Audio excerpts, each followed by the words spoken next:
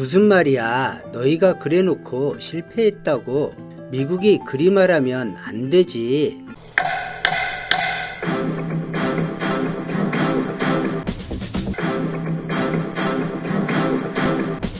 최근 트럼프가 김정은을 높이 평가하자 미국 북한 전문 기관들이란 곳에서 이를 반박하는 발언을 쏟아내고 있습니다. 여러 군데 주장이지만 주장의 공통점은 김정은은 한 가지에 성공하고 나머지는 모두 실패했다는 주장입니다. 김정일에 이어 통치권자로서 위치는 안정적으로 자리매김하는 데 성공했으나 경제 산업 부분에서 실패했다는 이야기입니다. 그래서 잠깐 생각을 해보았습니다. 현재 북한은 누구나 다 아는 것처럼 1990년대 이후 조금 더 가혹하게 표현하면 1970년 중반 이후 경제 성장이 멈춰있다 해도 틀린 말이 아닙니다. 김일성이 미국과 수교에 실패하자 권력을 이어받은 김정일이 두 가지 고민을 합니다. 하나는 미국이 혹여 북한을 침략하려는 그것이 아닌가, 또 하나는 힘을 지녀야 무시당하지 않겠다는 생각을 하게 됩니다.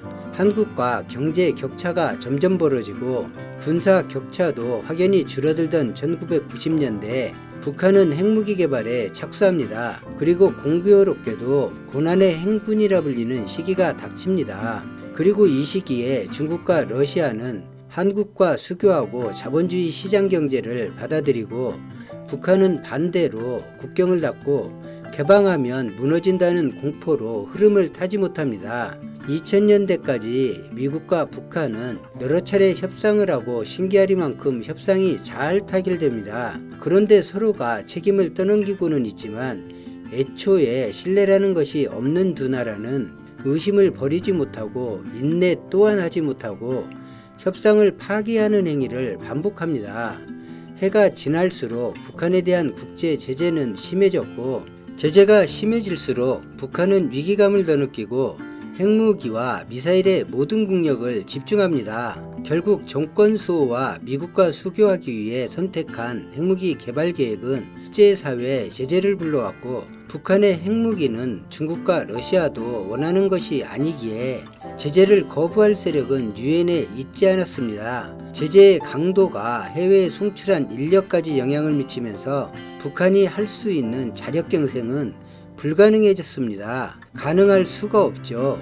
어느 나라도 그 정도 제재를 당하면 망합니다. 북한 김정은이 실패했다고 몰고 가는 것은 제대로 된 평가가 아니죠. 북한 특성상 제재가 없었다 해도 그리 크게 성장하지는 못했겠지만 지금처럼 마이너스 성장을 계속하진 않을 것입니다. 북한이 핵을 개발하든 말든 제재가 부당하다고 말하는 것이 아닙니다.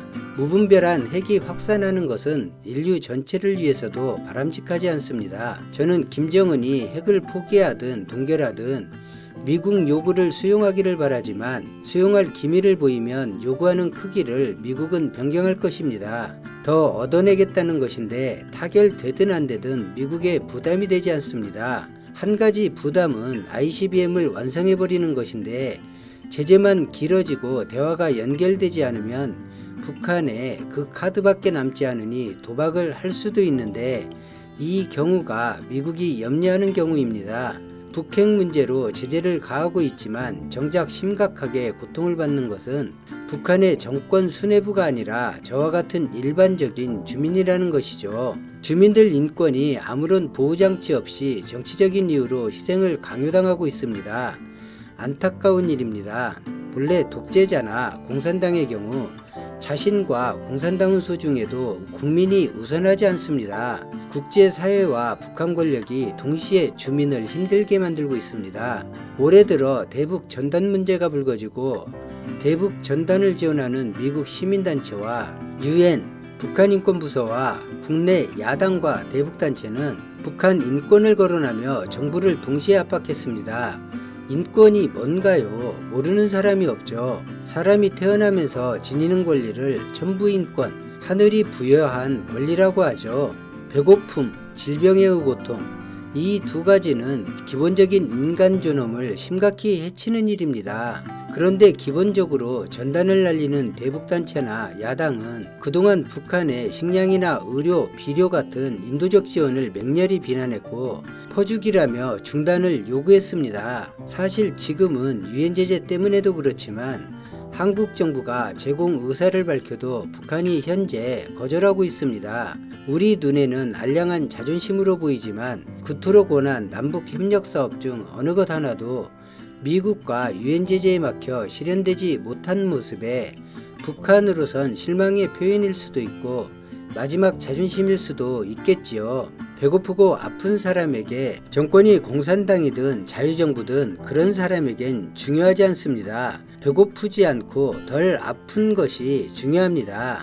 가장 기본적인 인권 지원조차 막아서는 이들이 인권을 운운한다는 것 자체가 기만이고 구역질 나오는 작태라는 것이죠. 최근 미국 국무장관 폼페이오는 김여정에게 고위급 회담을 제의했고 태풍 피해에 정신없는 북한에 식량과 의료품 지원을 제안했습니다. 북한은 현재 국가나 공식 국제단체가 지원하는 여러 제안을 거절하고 있다는 걸 알지만 대선에 필요한 요청이라 말하긴 어렵고 행여 모르는 척 북한이 중장거리 미사일 발사라도 하면 상당히 곤란해질 수 있으므로 적당히 구슬리며 부탁을 하는 것이죠. 이미 북미 양국은 서로의 패를 보였습니다. 하지만 신뢰가 없는 두 나라는 그 패가 실현될지를 확신하지 못합니다. 유엔 상임 이사국들이 중간에 보증을 설 수도 없습니다. 그래서 되돌릴 수 없는 종전선언을 북한은 원하고 반면 미국은 되돌릴 수 있는 제재의 일부 완화와 핵사찰과 봉인을 원하는 것입니다. 문제는 신뢰입니다. 그 신뢰의 기본은 북미가 기본이 되는 것이 아닙니다. 남북 관계가 신뢰의 기본이 됩니다. 국제사회나 미국이 바라볼 때 남북 협력이 별 지장 없이 이루어지는 모습이 북한을 바라보는 신뢰 척도가 될 수 있습니다. 그 중심에 있던 것이 금강산 관광과 개성공단이었는데 이유를 불문하고 남한에서 모두 포기했습니다. 속된 말로 북한에 제대로 엿을 먹인 것이죠. 남북 교류에서 발생하는 모든 관점을 거시적으로 남북 화해를 통한 동질성 회복과 통일로 향한 대가로 인식하고 장기적인 계획으로 접근해야 하고 최소한 이루어진 것은 되돌아가지 않도록 하는 원칙 정도라도 있었다면 있을 수 없는 일입니다. 같은 민족인 한국이 포기해야 하는 북한을 국제사회가 신뢰 보내기란 어려운 것이죠.